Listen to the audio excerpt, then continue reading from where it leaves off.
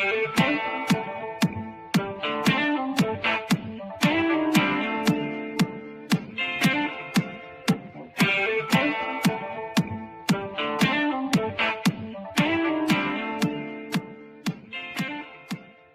up, guys? It's your boy Q Deezy, the Double Easy, coming at you from the house. I was doing paperwork today, filing my IFTA tax for today and whatnot for the second quarter, and get ready to jump online actually, and I might do it tomorrow. I was going to do my KY permit tax, but while I was doing that, I thought about you guys, and I said, you know what? People have been asking about paperwork, and you know, what's it like, and is it overwhelming, and different things like that. And I figured I'll just go ahead and start a series real quick on um, pretty much important paperwork that you need to keep in your truck and organization of those things. So I have a binder. Most carriers, whether you're leased on or you are your own authority, you're going to have this. But most carriers, if you're leased on, they provide you the binder with everything that you technically need for that carrier to be DOT compliant in that binder. So I'm going to show you guys how I put mine together, and these are some of the important paperwork that you may need, and we'll talk a little bit about it. So let's do it. So I'm gonna go ahead and flip the camera around, and we're just gonna go over this. All right. Bam. So I have a binder here, and basically it has my DOT number, my company name, and all that stuff on it, and where we out of. And the purpose of this is, you know, a quick fact. Take the time out, print you a cover sheet, because I believe in presentation. Presentation goes a long way. When you have something like this and you can just hand it to the DOT officer and it's got everything in it, it sets your business up to look professional and to look legit. And I believe that can go a long way with a DOT officer or whoever may need this paperwork at the time of an inspection or something like that. So I believe that presentation is everything.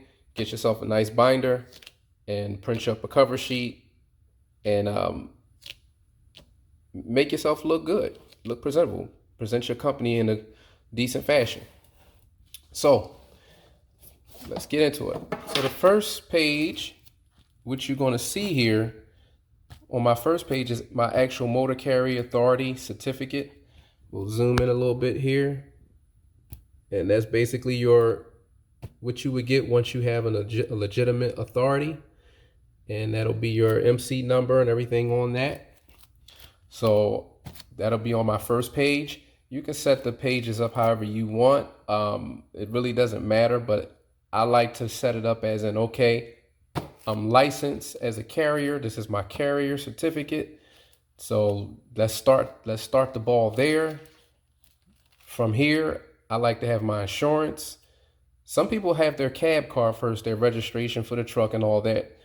That's fine, but this is just how I do mine. So I want to show first that I'm legally able to be a carrier. I am a carrier, and that's what the first page is for, certificate. Then the next thing we get into is our insurance. It has my insurance that is valid, current insurance, and then on the back, there's my coverages, you know, and then registration. License, registration, insurance, please. Isn't that how they usually present it to you in your car? So essentially, that's what that first page is. That's my business authority operating license, and then my insurance. Then we get into the registration cab card for the truck. Again, Rice Transports, and our cab card information about our truck for this particular book. And then we get into our IFTA license. We have our IFTA license for proving that we are tax compliant for the road tax. International Fuel Tax Agreement is what the IFTA stands for.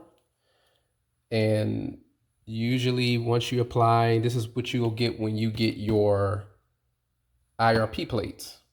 You'll usually file for this at the same time that you're getting your IFTA stickers and your IRP plates. And IFTA you will file quarterly. So I got mine's during around the second quarter. It was due July the 31st. I think the 2nd of August is considered late, and that is the second quarter. So I came right in at that second quarter. So I really didn't have any tax to pay because technically I was still under Landstar. So International Fuel Tax Agreement. And then after that, I have my registration, I'm sorry, not the registration, my inspection. Inspection for our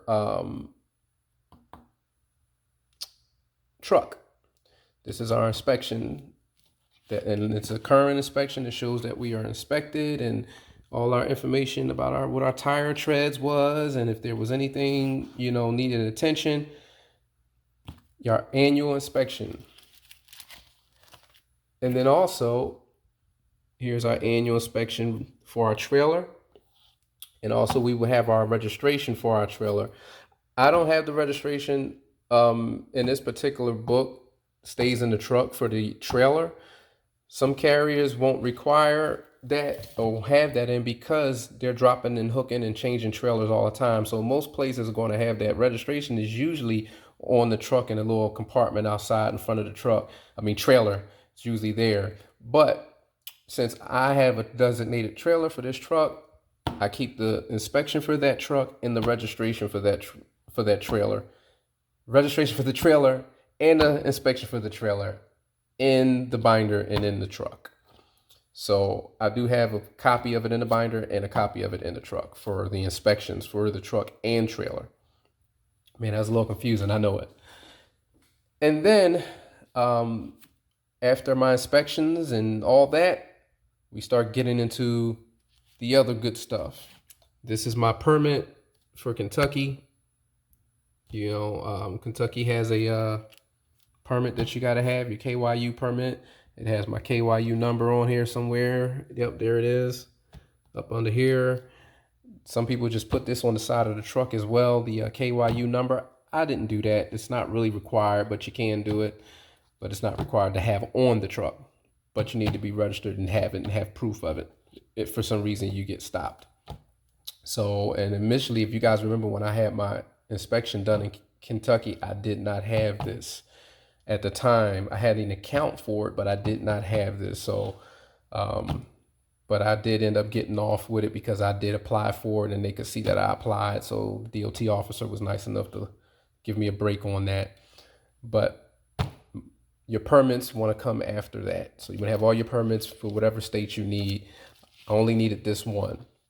Now, this is my UCR registration, and it's a current registration for the UCR.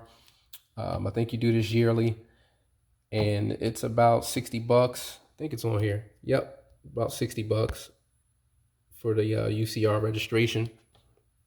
And basically, you don't have to have this in your book. It's just, it's just like putting icing on the cake. Just let the Department of Transportation or the DOT officer know that you are you're registered with the Unified Carrier Plan, and that's what UCR is, Unified Carrier Registration.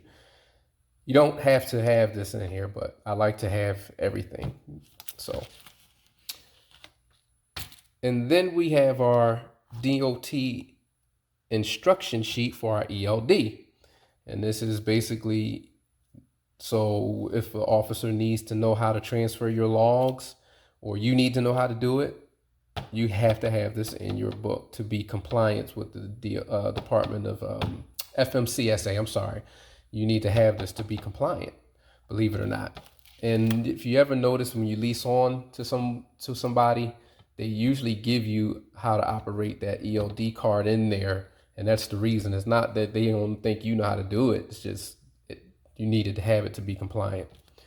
So I have a detailed instruction sheet, and then I actually have on the back a short version and sheet. And that's pretty much sums it up of what you need to have in your binder. And again, there will be some what do you call it? Things that you will need to have if you're just leased on with somebody or not. This is not strictly tailored just for if you got your own authority or not.